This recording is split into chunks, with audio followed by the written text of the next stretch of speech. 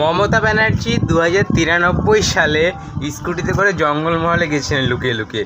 না না, এটা আমি কিন্তু বলছি না, এটা কে বলছে আপনারাই দেখুন। বেলপাহাড়ি আপনাদের এখান থেকে তো বেশি দূর নয়। 2093 সালের কথা বলছি, 93 সালের কথা বলছি। আমি লুকিয়ে স্কুটারে করে গেছিলাম গ্রামে। 2093 সালের কথা বলছি, আমি লুকিয়ে স্কুটারে করে গেছিলাম গ্রামে। তো দেখলেন তো, মমতা নিজের মুখেই বললো যে 2093 সালে লুকিয়ে লুকিয়ে স্কুটিতে করে গিয়েছিলেন জঙ্গলমহলে।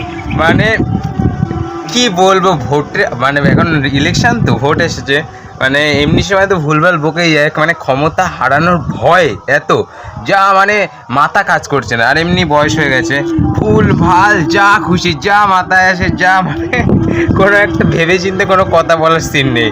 ভুলভাল 2093 সালে স্কুটিতে করে লুকিয়ে লুকিয়ে জঙ্গলমহল গেছিল। মানে কি আমি কি বলবো, এনাকে একটু কোনো ডাক্তারখানা গিয়ে ভালো করে চিকিৎসা করানো উচিত। নাহলে এইভাবে একটা মুখ্যমন্ত্রীর পদে বসে যে পরিমাণে ভুলভাল বকে বেড়াচ্ছে, তাছাড়া তারপর মানে রাজ্যটা তো এখন নতুন একটা মুখ্যমন্ত্রীর দরকার ঠিকঠাক চালানোর জন্য। না হলে এরকম ভুলভাল বকলে রাজ্য আর চলবে না।